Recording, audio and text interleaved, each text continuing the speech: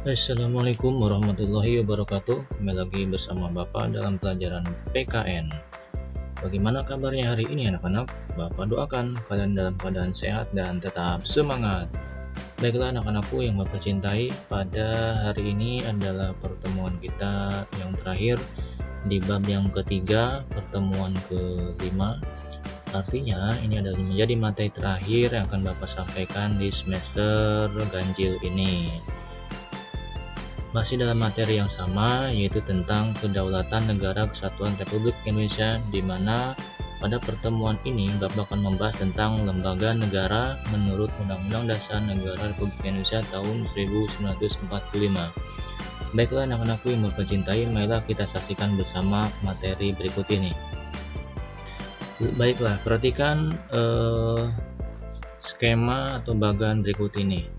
Lembaga-lembaga negara menurut Undang-Undang Dasar Negara Republik Indonesia tahun 1945. Nah, di sini yang paling tertinggi adalah Undang-Undang Dasar 1945, di mana di bawahnya strukturnya ada yang namanya BPK ya. Di situ ada tanda orange, itu mulai dari BPK, Presiden, DPR, MPR, DPD, MA, dan juga MK. Dan di situ ada yang bertanda hijau yaitu KPU, ada Bank Sentral, Kementerian Negara, terus juga Badan Pertimbangan, dan juga TNI Polri. Di situ juga ada badan-badan lainnya yang fungsinya berkaitan dengan kekuasaan kehakiman. Di situ juga ada Komisi Yudisial atau KY. Nah, di mana di sini BPK itu sebagai perwakilan ada di setiap provinsinya. Nah, di sini Presiden itu membawahi pemerintahan daerah provinsi mulai dari gubernur dan juga DPRD, dan di bawahnya lagi ada yang namanya pemerintahan daerah kabupaten kota, ada bupati atau wali kota, dan juga DPRD tingkat kota atau DPRD tingkat daerah tingkat 2 ya. Kalau di atas itu DPRD daerah tingkat 1 yaitu provinsi. Nah, di situ di bawah MA dan KMK ada yang namanya peradilan umum, ada yang namanya peradilan agama, lingkungan peradilan militer, dan juga lingkungan peradilan tata usaha negara. Nah, itu adalah struktur dari lembaga negara menurut Undang-Undang Dasar Negara Republik Indonesia tahun 1945. Nah, yang kita perhatikan, setelah perubahan Undang-Undang Dasar 1945, maka ada hal-hal yang kalian tahu. Yang pertama yaitu tidak ada lembaga tertinggi dan lembaga tinggi negara. Nah, MPR bukan lembaga tertinggi negara. Nah, itu perubahannya bisa dilihat di pasal 1 ayat 2. Yang ketiga yaitu kedudukan lembaga-lembaga negara sejajar, seperti bagan yang tadi ya, sejajar, hanya berbeda fungsi dan kewenangan saja. Dan yang terakhir, kelembagaan negara tidak hanya eksekutif, legislatif, dan yudikatif, dan juga eksaminatif. Nah, kita perhatikan bagan berikut ini. Lembaga-lembaga negara yang memegang kekuasaan menurut Undang-Undang Dasar. Jadi yang memegang kekuasaan yang pertama itu DPR. Bisa dilihat di situ pasal 20 ayat 1, di mana memegang kekuasaan membentuk undang-undang atau legislatif ya. Kekuasaan legislatif. Yang kedua ada presiden, yaitu pasal 4 ayat 1, memegang kekuasaan pemerintahan atau juga pelaksana undang-undang, yaitu eksekutif, disebut juga badan eksekutif. Dan yang ketiga MA dan KY, itu pasal 24 ayat 1 ya, amandemen ketiga. Itu tanda bintang artinya amandemen ya, amandemen ketiga. Ada 3 bintang berarti amandemen ketiga. Kekuasaan kehakiman merupakan kekuasaan yang merdeka untuk menyelenggarakan peradilan guna menegakkan hukum dan juga keadilan. Disebut juga badan yudikatif ya, yudikatif. Nah, kita lihat di sini anggota dan kewenangan MPR. Anggota DPR itu dipilih melalui pemilu, dan juga anggota DPD dipilih melalui pemilu. Semua anggota DPR dan semua anggota DPD merupakan anggota MPR. Itu diatur dalam pasal 2 ayat 1 amandemen.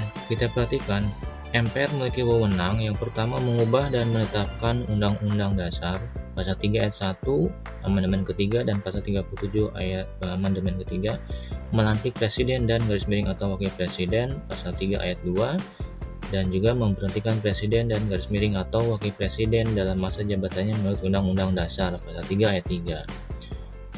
Wewenang berikutnya adalah memilih wakil presiden dari dua calon yang diusulkan oleh presiden dalam hal terjadi kekosongan wakil presiden. Itu diatur dalam pasal 8 ayat 2. Berikutnya yaitu memilih presiden dan wakil presiden dari dua pasangan calon presiden dan wakil presiden yang diusulkan oleh partai politik atau gabungan partai politik atau koalisi ya.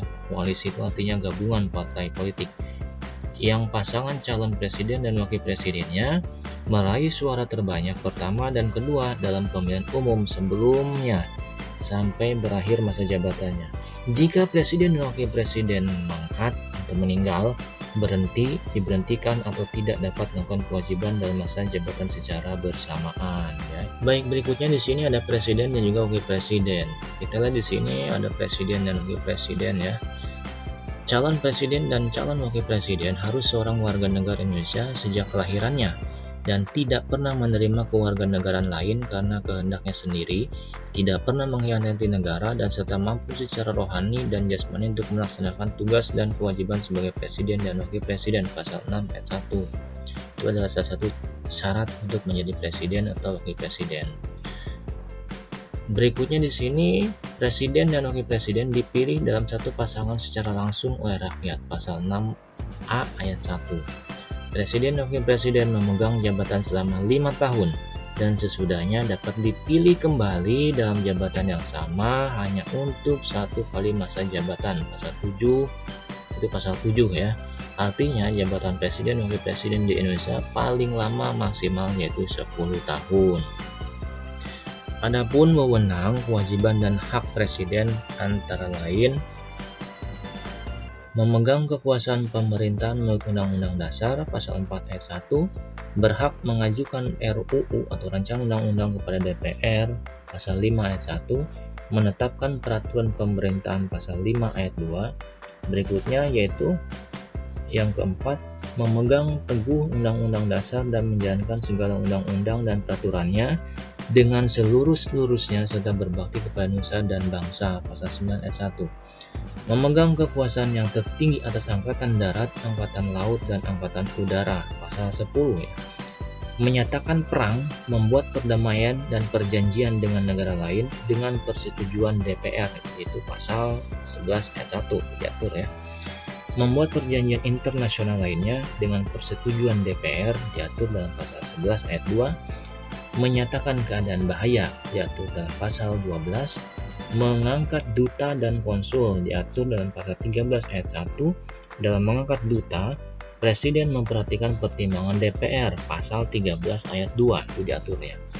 Berikutnya yaitu menerima penetapan duta negara lain dengan memperhatikan pertimbangan DPR diatur dalam pasal 13 ayat 3. Memberi grasi dan rehabilitasi dengan memperhatikan pertimbangan Mahkamah Agung diatur dalam pasal 14 ayat 1, memberikan amnesti dan abolisi dengan memperhatikan pertimbangan DPR itu diatur dalam pasal 14 ayat 2, memberi gelar, tanda jasa, dan lain-lain tanda kehormatan yang diatur dalam Undang-Undang pasal 15. Membentuk suatu dewan pertimbangan yang bertugas memberikan nasihat dan pertimbangan kepada presiden pasal 16, pengangkatan dan pemberhentian menteri-menteri pasal 17 ayat 2, pembahasan dan pemberian persetujuan atas rancangan undang-undang bersama DPR diatur dalam pasal 20 ayat 2, serta pengesahan rancangan undang-undang diatur dalam pasal 20 ayat 4. Berikutnya yaitu wewenang, kewajiban, dan haknya adalah hak menetapkan peraturan pemerintah sebagai pengganti undang-undang atau Perpu ya dalam kegentingan yang memaksa. Pasal 22 ayat 1, pengajuan rancangan undang-undang APBN atau APBN ya, artinya anggaran pemasukan belanja negara, untuk dibahas bersama DPR dengan memperhatikan pertimbangan DPD.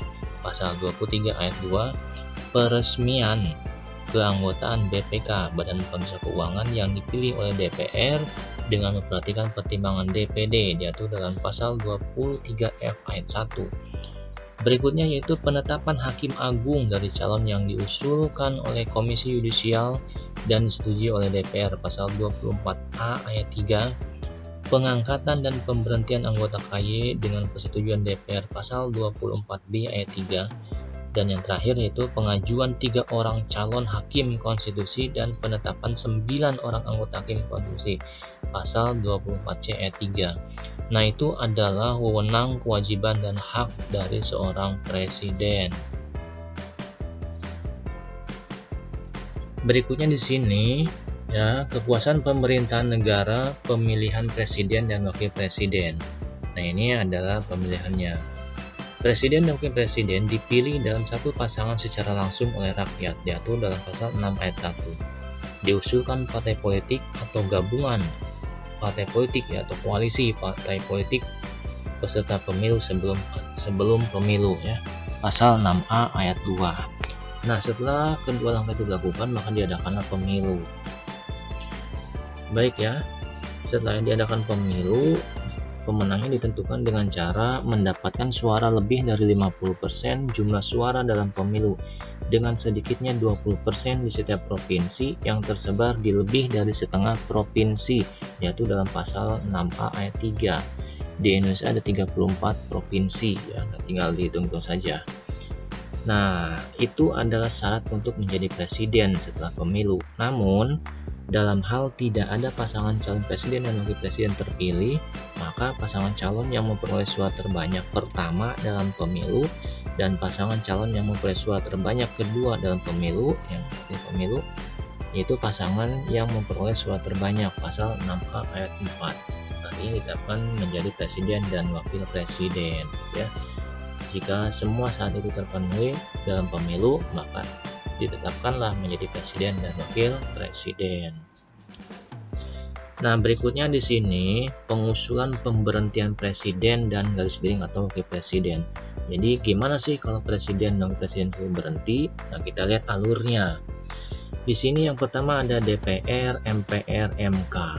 Alur yang pertama yaitu dimulai dari DPR, yaitu pendapat DPR bahwa presiden dan garis miring atau wakil presiden telah melakukan pelanggaran hukum ataupun telah tidak lagi memenuhi syarat, itu diatur dalam pasal 7B ayat 2.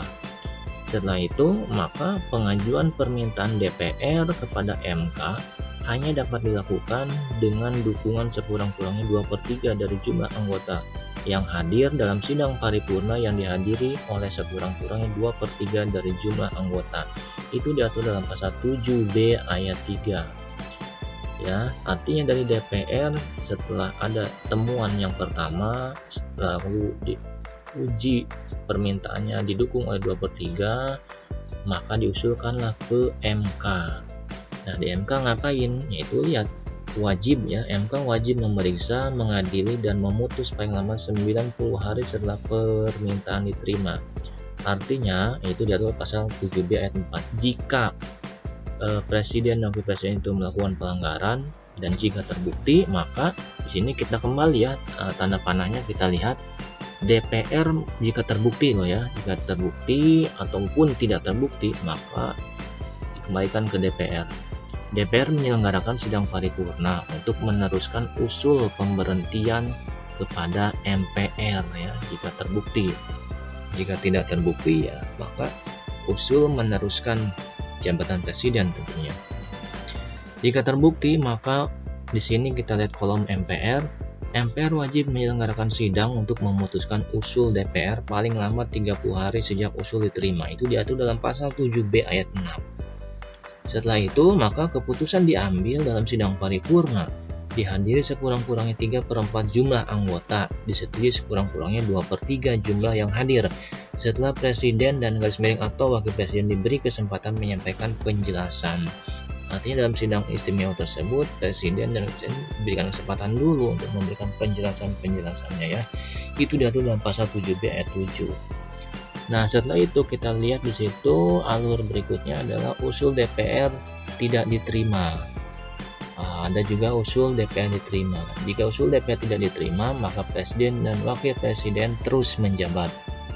Tapi jika usul DPR diterima oleh MPR, maka presiden dan garis miring atau wakil presiden maka diberhentikan ya.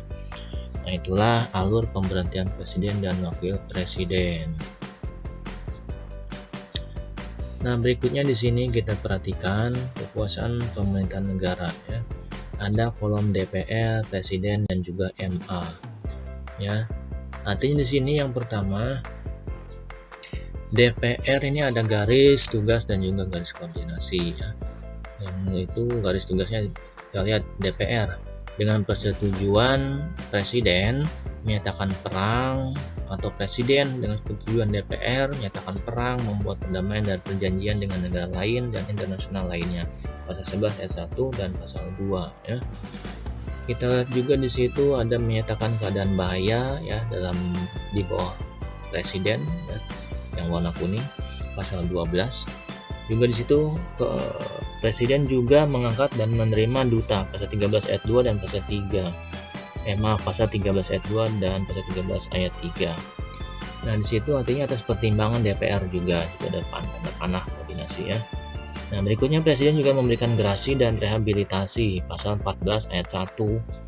Nah, untuk hal memberikan gerasi dan rehabilitasi ini Presiden harus dengan pertimbangan MA atau Mahkamah Agung.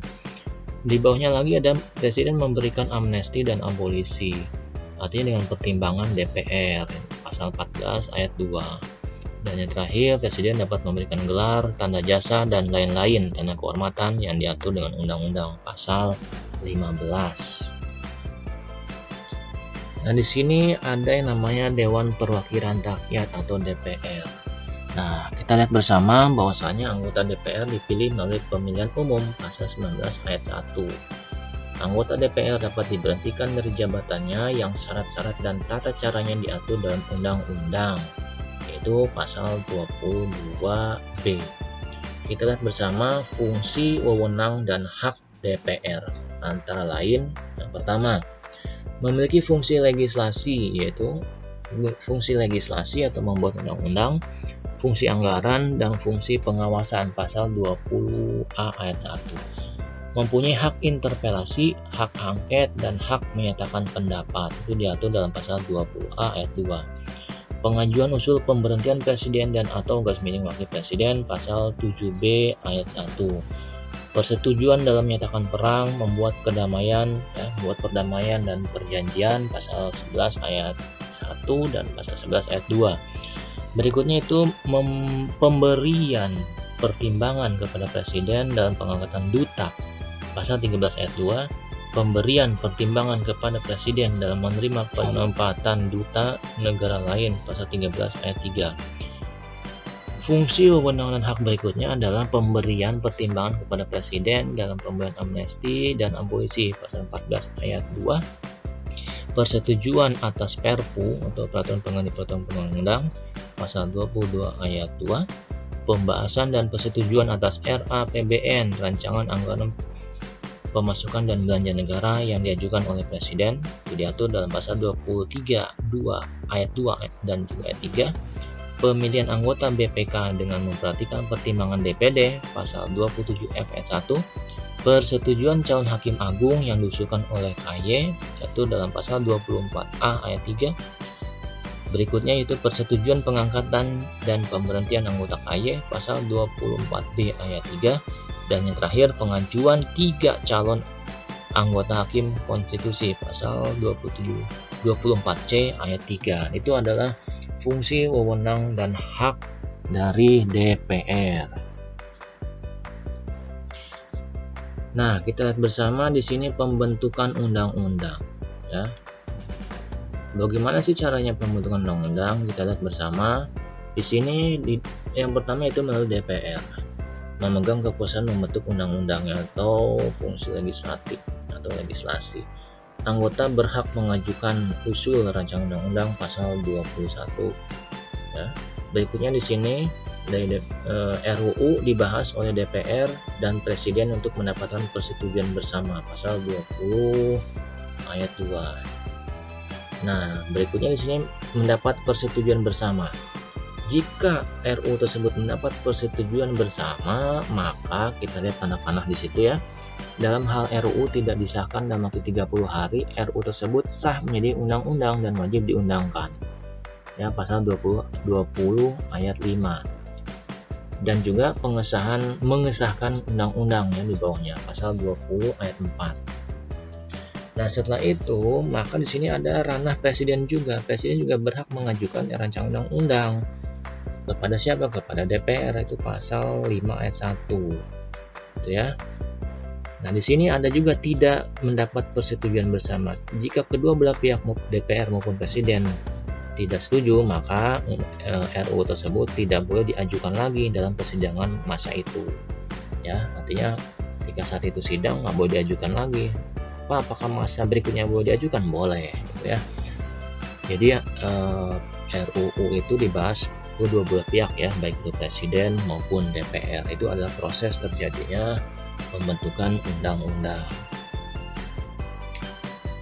Baik, berikutnya di sini ada peraturan pemerintah sebagai pengganti undang-undang atau Perpu. Di sini Perpu tersebut dibuat oleh presiden ya. Dalam hal ihwal kegentingan yang memaksa berhak menetapkan Perpu. Artinya, jika negara keadaannya genting atau darurat atau kondisinya tidak kondusif atau ya, itu boleh melakukan Perpu. Atau banyak protes, banyak unjuk rasa yang sekiranya menginginkan adanya Perpu, maka presiden boleh melakukan Perpu asal Perpu tersebut bertujuan untuk kepentingan bersama dan menuju ke arah yang baik.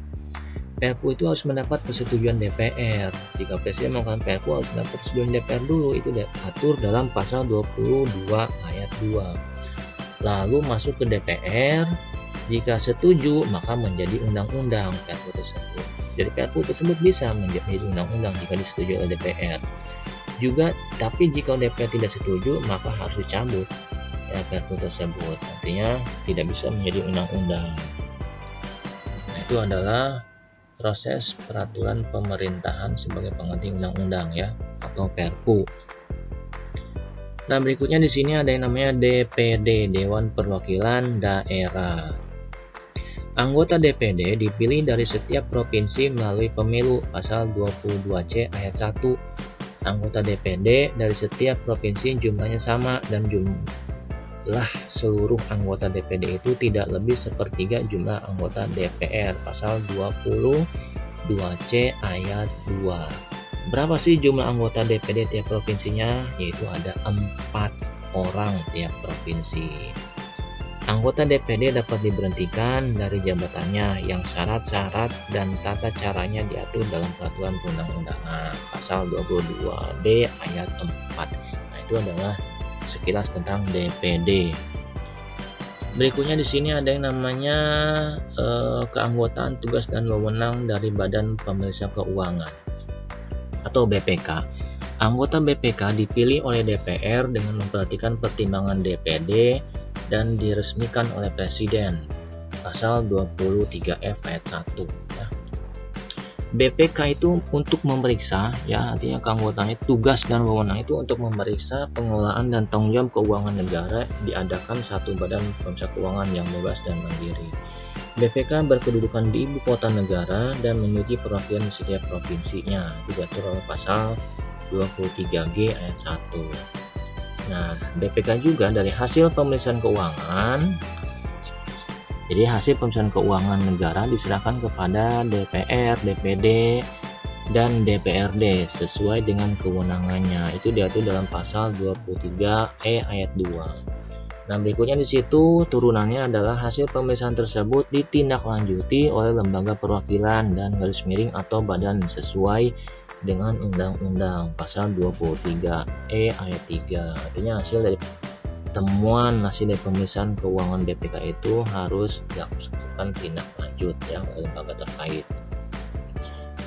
Baiklah, berikutnya di sini ada yang namanya Mahkamah Agung ya atau MA, diatur dalam pasal 24A itu ya. Yaitu MA itu di bawahnya ada lembaga peradilan umum, peradilan agama, ada peradilan militer, ada juga peradilan tun, tata usaha negara. Baik, kita perhatikan lingkaran hijau yang pertama. Hakim Agung harus memiliki integritas dan kepribadian yang tidak tercela, adil, profesional, dan berpengalaman di bidang hukum. Itu diatur dalam pasal 24A ayat 2. Calon Hakim Agung diusulkan oleh Komisi Yudisial kepada DPR untuk mendapat persetujuan dan ditetapkan sebagai Hakim Agung oleh Presiden. Itu diatur dalam pasal 24A ayat 3. Nah, berikut adalah kewajiban dan wewenang dari MA. Yang pertama, berwenang mengadili pada tingkat kasasi, menguji peraturan perundang-undangan di bawah undang-undang terhadap undang-undang, dan mempunyai kewenangan lainnya yang diberikan oleh undang-undang diatur dalam pasal 24A ayat 1. Berikutnya di sini mengajukan 3 orang hakim konstitusi pasal 24C ayat 3, dan yang ketiga memberikan pertimbangan dalam hal presiden memberi grasi dan juga rehabilitasi diatur oleh pasal 14 ayat 1. Itu adalah kewenangan dan kewajiban dari MA. Berikutnya di sini ada yang namanya Komisi Yudisial atau KY diatur dalam pasal 24B. Kita perhatikan lingkaran hijau yang pertama.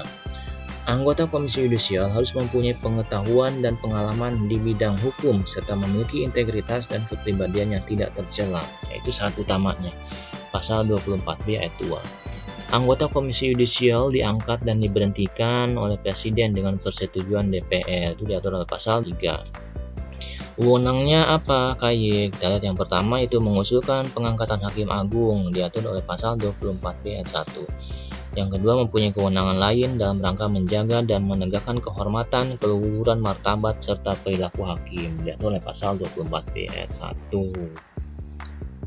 Baik, di sini kekuasaan kehakiman Mahkamah Konstitusi ya atau MK.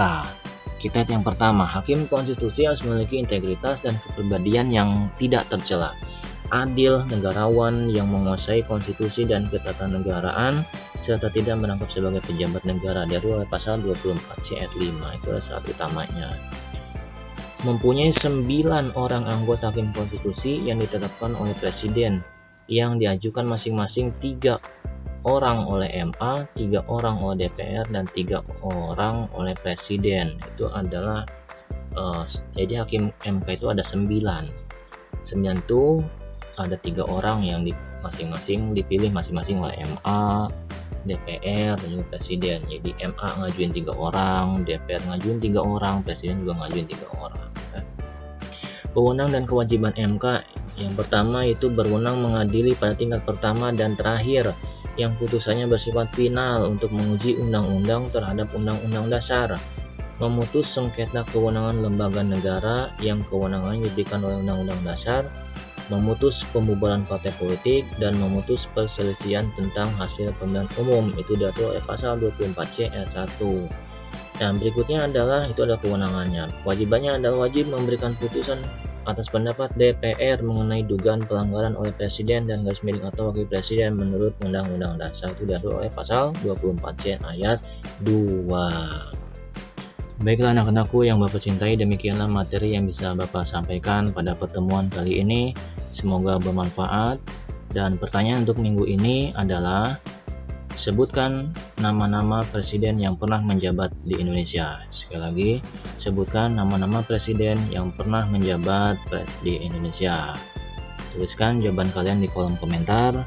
Jangan lupa jawabannya di screenshot ya, dan kirimkan di link deskripsi. Baiklah anak-anakku yang Bapak cintai, demikianlah pembelajaran PKN pada pertemuan kali ini. Sampai jumpa di pertemuan berikutnya. Wabillahi taufiq wal hidayah. Wassalamualaikum warahmatullahi wabarakatuh. Salam Pancasila.